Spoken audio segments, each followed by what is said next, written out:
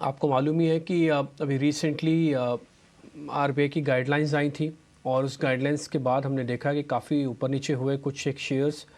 और अभी क्या उनका स्टेटस है, कैसे कैसे बेनिफिशियरी हो सकते हैं जो रीसेंट गाइडलाइंस आई हैं, उस पर बातचीत करने के लिए यूग्रो कैपिटल के मैनेजिंग डायरेक्टर हमारे साथ सत्येंद्र नाथ जी जुड़ रहे हैं। सत्येंद्र जी, बहुत बहुत शुक्रिया, थैंक यू वेरी मच आज फिर से समय देने के लिए।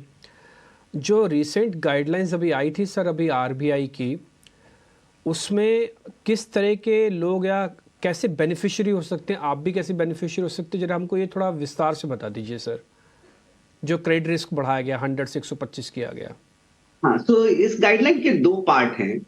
आरबीआई काफी समय से बोल रही है कि भारतवर्ष में जो कंज्यूमर क्रेडिट है और जो पर्सनल लोन क्रेडिट है, जिसको हम बोलते हैं कंजम्पशन क्रेडिट, वो काफी उसमें जो बढ़ोतरी हुई है वो बहुत ही फिनोमिनल हुई है।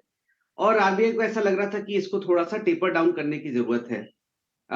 तो उन्होंने इसको टेपर डाउन कर, हालांकि बहुत दिनों से गवर्नर के भी बहुत सारे स्पीचेस में और बहुत सारे कमेंट्री आती रही इसके बाद। इसको टेपर डाउन करने के लिए उन्होंने बोला कि जो भी बैंक या एनबीएफसी कंज्यूमर और पर्सनल लोन देती हैं, उस पे रिस्क वेट उन्होंने 125% कर दिया। इसका क्या मतलब हुआ? इसका मतलब हुआ कि अगर आपने 100 रुपए का लोन दिया जिसपे 15 रुपए कैपिटल चाहिए थी, अब वो 100 रुपए का लोन 125 रुपए माना जाएगा, तो 25% पे 15% एक्स्ट्रा कैपिटल आ जाएगी। तो जो भी बड़ी एनबीएफसी और बैंक कंज्यूमर क्रेडिट और पर्सनल लोन क्रेडिट कर रही थी, उनका कैपिटल कंजम्पशन बढ़ गया। एंड एक्सपेक्टेशन है कि इसकी वजह से या तो उनको लोन का प्राइस बढ़ाना पड़ेगा, या जो है वो ग्रोथ कम करनी पड़ेगी। इसका एक जो बहुत ज्यादा इंपॉर्टेंस है कि ये ऑल्सो एक इन्फ्लेशनरी टूल की तरह से भी आरबीआई यूज कर रहा है। कंजम्पशन क्रेडिट जो है वो इन्फ्लेशन को भी इंक्रीज करता है, और इससे कुछ परसेंटेज पॉइंट ऑफ इन्फ्लेशन भी कंट्रोल लाया जा सकता है। So that was first one. दूसरा जो पार्ट है, जहां पे आरबीआई बोल रहा है कि जो बड़ी एनबीएफसीज हैं हिंदुस्तान की, वो बैंक क्रेडिट को बहुत ज्यादा यूज कर रही हैं, जबकि उनके पास अदर एवेन्यूज हैं। वो पब्लिक मार्केट में जा सकते हैं, कैपिटल मार्केट से रेस कर सकते हैं, ग्लोबल ईसीबी रेस कर सकते हैं। तो वहां भी उन्होंने बोला कि ऐसी एनबीएफसी जो कि ट्रिपल बी रेट से नीचे हैं, उस पर 25% से उनका रिस्क वेट बढ़ा दिया जाएगा। इसका मतलब यह कि एक बैंक जब एनबीएफसी को पैसा देगा, तो उस पे जो उसको कैपिटल लगेगी वो बढ़ जाएगी। लेकिन इन सब में जो सबसे अच्छी बात है, जो हम बोलते हैं प्रोडक्टिव एसेट फाइनेंसिंग, जो प्रायोरिटी सेक्टर है, जो स्मॉल बिजनेसेस हैं, वो हमारे इकोनॉमी को जो कि प्रॉपल करता है, उसको बिल्कुल टच नहीं किया गया, और उसको कोई टच करने की जरूरत भी नहीं है।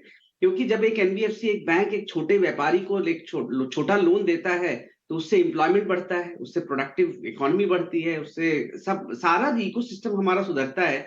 तो ऐसी चीजों को न कि टच किया गया है, न ही उसमें कोई इफेक्ट आने वाला है।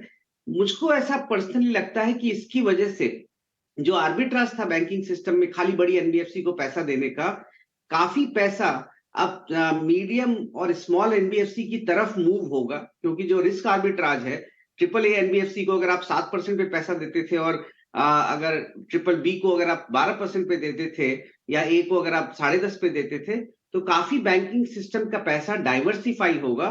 और जो भी businesses micro, MSME, MFI, agri या अदर प्रायोरिटी सेक्टर में हैं, वो बहुत बेनिफिट करेंगी इससे। ऑलराइट, बिल्कुल। Morning mister Sachindra Nath. Of course benefit होगा और आप अच्छे से हमें एक्सप्लेन भी करें, लेकिन कहीं ना कहीं एक कंसर्न तो है, क्योंकि अगर आरबीआई ने यहाँ पर बात की है तो risk management strategy I am sure सारी इंडस्ट्री अपने लिए इन प्लेस रखेगी। आपकी क्या होती है रिस्क मैनेजमेंट स्ट्रैटेजी, प्रोसेसेस क्या होंगे, क्योंकि आप भी हाई रिस्क कैटेगरी बोरोवर्स को तो डील करते ही हैं। नहीं, एक्चुअली ये एक बहुत कई दशकों की एक पुराना मिथ है कि एमएसएमई हाई रिस्क कैटेगरी है। मैं हमेशा ये बोलता हूँ, सबसे छोटा जो एंटरप्रेन्योर होता है या छोटा बिजनेस होता है, उसमें जो इंटेंट का रिस्क होता है वो बहुत कम होता है, खाली साइक्लिकल रिस्क होता है।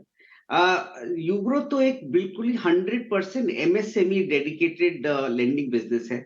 हम एक न्यू जनरेशन कंपनी है, जहां पे हमने ये डिसाइड किया कि हम डेटा को यूज करेंगे और डेटा के थ्रू अंडरराइट करेंगे। जो लास्ट विगत 5 वर्षों में जो ये जीएसटी, डिजिटाइज बैंकिंग और ब्यूरो का इंफ्रास्ट्रक्चर क्रिएट हुआ है, उससे अब ये पॉसिबल है कि हम जो रीपेमेंट बिहेवियर स्मॉल बिजनेस का है उसको असेस कर सके। सो 100% ऑफ हमारे लोन आज के दिन में 8,000 करोड़ की हमारी जो लोन बुक है पिछले 4 सालों में हमने क्रिएट की, वो हमारे इस डेटा लेंस जिसको हम बोलते हैं ग्रो स्कोर, उसके थ्रू जाती है।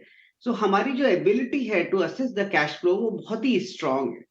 सेकेंड, क्योंकि हम डेडिकेटेड हैं एमएसएमई फाइनेंसिंग के लिए, जैसे बहुत सारी कंपनी डेडिकेटेड हैं गोल्ड लोन के लिए, कंज्यूमर फाइनेंसिंग के लिए, सेकेंड हैंड व्हीकल फाइनेंस के लिए, यूग्रो 100% एमएसएमई फाइनेंसिंग के लिए डेडिकेटेड है।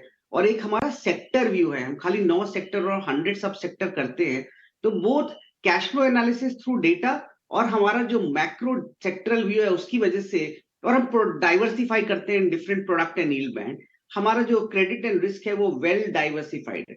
अब अगर ओवरऑल इकोनॉमी एक बार आप मान लीजिए कि बहुत ज्यादा खराब होती है, तो ऑब्वियसली स्मॉल बिजनेसेस भी खराब होंगे। अगर वो मैक्रो रिस्क छोड़ दें आप कि हम 7.5% जीडीपी से सीधे 4% जीडीपी ग्रोथ पे आ जाए, तो अगर उस रिस्क को अगर आप छोड़ दें, देन एमएसएमई में जो रेजिलियंस है अब, और जो ग्रोथ पोटेंशियल है, और जो नेशन बिल्डिंग इसके थ्रू हो रही है, उसके लिए हम बहुत ही डेडिकेटेड हैं और बहुत कंफर्टेबल हैं हमारे रिस्क मैनेजमेंट स्ट्रेटजीज।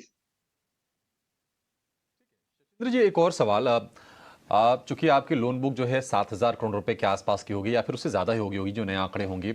आप सर ये बताइए कि किन नए शहरों और नए राज्यों में एक्सपेंड कर रहे हैं, और दूसरी चीज कि डिसबर्समेंट के इतनी तेज रफ्तार के बावजूद भी आपने एनपीओ को कैसे मैनेज किया हुआ है, कैसे काबू में किया है, जरा इसके बारे में भी जानकारी दें।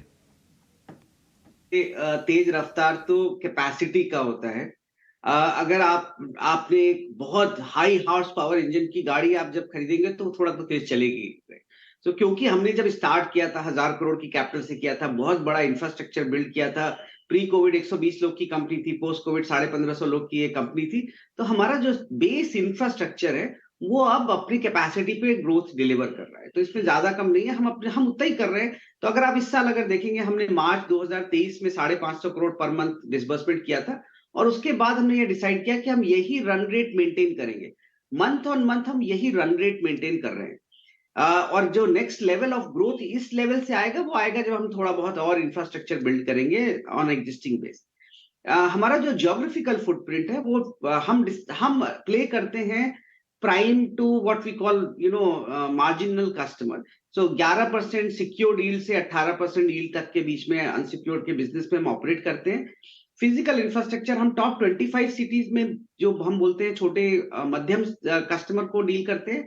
और हम अभी तक 5 स्टेट में माइक्रो एंटरप्राइजेस कस्टमर के लिए फोकस थे, तमिलनाडु, तेलंगाना, कर्नाटका, राजस्थान, और अब हम 3 स्टेट ऐड कर रहे हैं। तो हमारी 75 ब्रांचेस ये 5 स्टेट में है, 25 ब्रांचेस हमारी टॉप 8 स्टेट्स में है, और अभी हम 75 नई ब्रांचेस ऐड कर रहे हैं यूपी, एमपी और आंध्रा में। हमारा जो ब्रांच और ज्योग्राफी सिलेक्शन का प्रोसेस है वो भी बहुत डेटा ड्रिवन है।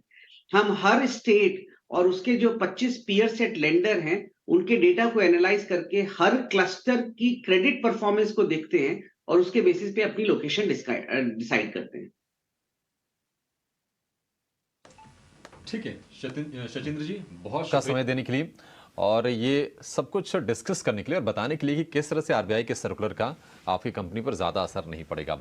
बहुत धन्यवाद सर, अच्छा लगा आपसे बातचीत करके, फिर से मुलाकात होगी।